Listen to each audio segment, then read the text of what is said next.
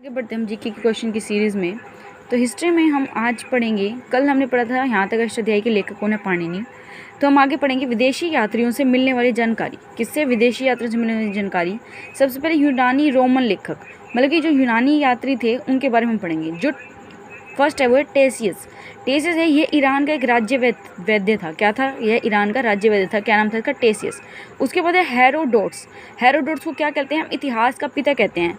इसकी पुस्तक, यानी कि जो इसकी पुस्तक है हिस्टोरी का, सबने सुना होगा हिस्टोरी का नाम की एक पुस्तक है, वो किसने लिखी है? हेरोडोट्स ने लिखी है। और इसी को क्या किया जाता है? इतिहास का पिता कहा जाता है। जो हिस्टोरी का बुक है ना, उसमें भारत और फ्रांस के संबंध का वर्णन किया गया। उसके बाद जो सिकंदर है, यानी कि सिकंदर के जो शासनकाल में लेखक कौन कौन आए उनके बारे में देखते हैं हम। नियार्क्स, अनेस्क्रिट्स, आसिटोबुल्स, ये 3 जो लेखक हैं वो सिकंदर के दरबार में थे। उसके बाद मैक्सनिथ सेल्यूकर निकेटर का राजदूत था। क्या था? मैक्सनिथ कौन था? सेल्यूकस निकेटर का राजदूत था, जो चंद्रगुप्त मौर्य के दरबार में आया था। किसके दरबार में भेजा गया था? मैक्सनिथ को चंद्रगुप्त मौर्य के दरबार में भेजा गया था। और ये किसका था? सेल्यूकस निकेटर का क्या था? राजदूत था। मैक्सनिथ की बुक कौन सी है? इंडिका बुक है। कौन सी बुक है मैक्सनिथ की? इंडिका। उसके बाद है डाइमेकस। जो डाइमेकस है वो सीरियन नरेश एंथियोक्स का राजदूत था और बिंदुसार के दरबार में आया था। किसके दरबार में आया था? डाइमेकस बिंदुसार के दरबार में आया था। उसके बाद है डायोनीसियस, ये एक मिस्र नरेश टोलमी फिलडेल्फ का राजदूत था, जो अशोक के दरबार में आया था। तो ये सारे जो लेखक हैं वो किस किस के दरबार में आए थे वो दिया हुआ है। टेसियस तो किसी के दरबार में नहीं आया, ये एक ईरान का राज्य वैद्य था। ठीक है, जो हमने पढ़ा। हेरोडोट्स क्या है? इतिहास का पिता है, इसने हिस्टोरी का नाम की पुस्तक लिखी है। सिकंदर के जो लेखक थे वो कौन कौन से? नियार्क्स, अनेस्क्रिप्ट्स और ओस्टिबुल्स थे। मैक्सनिथ है जो किसके दरबार में है? चंद्रगुप्त मौर्य के दरबार में आया। डाइमेकस बिंदुसार के दरबार में आया। और जो डायोनीसियस है वो अशोक के दरबार में आया। आगे बढ़ते हैं हम। टोलमी, भारत का भूगोल नामक पुस्तक किसने लिखी है? टोलमी ने क्या लिखी है? भारत का भूगोल नामक पुस्तक लिखी है। उसके बाद पिलिनी नेचुरल हिस्ट्री नामक पुस्तक लिखी है। इसने कौन सी लिखी है? नेचुरल हिस्ट्री नामक पुस्तक।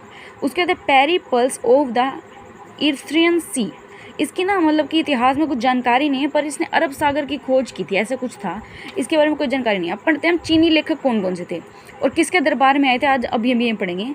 एक है फाहियन। फाहियन किसके दरबार में आया था? चंद्रगुप्त द्वितीय के दरबार में कौन आया था? फाहियन। संयुगन 518 में भारत आया, उसने बौद्ध धर्म के बारे में जानकारी प्राप्त की। हेन्सवांग सबको पता है, हर्षवर्धन के शासनकाल में था। और इसकी यात्रा का वर्णन किस में लिखा हुआ है? किस बुक में लिखा है? CU की में लिखा हुआ है। उसके बाद नोट है एक, मतलब कि इंपॉर्टेंट बात है कि जो हेन्सवांग का अध्ययन के समय, मतलब कि जो हेन्सवांग था वो अध्ययन करता था ना जब, तो नालंदा विश्वविद्यालय के कुलपति कौन थे? आचार्य भद्र थे। उसके बाद अलबुरीनी महमूद गजनबी के साथ में भारत आया था। और इसकी बुक कौन थी? किताब उल हिंद या फिर तहकीक हिंद, जिसको भारत की खोज भी कहा जाता है। उसके बाद हम आगे बढ़ते हैं। प्रागैतिहासिक इतिहासकार। प्रागैतिहासिक इतिहासकार ऐसा इतिहास है मतलब जिसके बारे में मनुष्य ने कोई लिखित वर्णन नहीं है, मतलब कि लिखित किसी को उसके बारे में नहीं पता है। ठीक है गाइस, तो आगे बढ़ते हैं हम इस सीरीज़ में। तो ऐसे ही जो हमारे युग थे वो 2, पूर्व पाषाण युग था और नव पाषाण युग। पूर्व पाषाण युग क्या था? मतलब कि पहले जब शुरू में मानव का जन्म हुआ था तब उनका जीविका का आधार क्या था? शिकार था। और उन्हें तब पूर्व पाषाण युग में किसकी खोज हुई थी? आग की खोज क्या हुई थी? पूर्व पाषाण युग में। नव पाषाण युग में क्या हुआ? पहिए की स्थायी खोज हुई। सबसे पहले कुत्ते का पालन पोषण भी यहीं पे ही किया था। ठीक है गाइस। उसके बाद सबसे पहले तांबे का उपयोग किया था। मनुष्य ने सर्वाधिक सबसे पहले किसका उपयोग किया था? तांबे का उपयोग किया था। इसमें ही आगे क्या दिया? मोहनजोदड़ो के बारे में दिया। मोहनजोदड़ो क्या है? मृतकों का टीला। ठीक है गाइस, आज के लिए इतना ही। Thank you.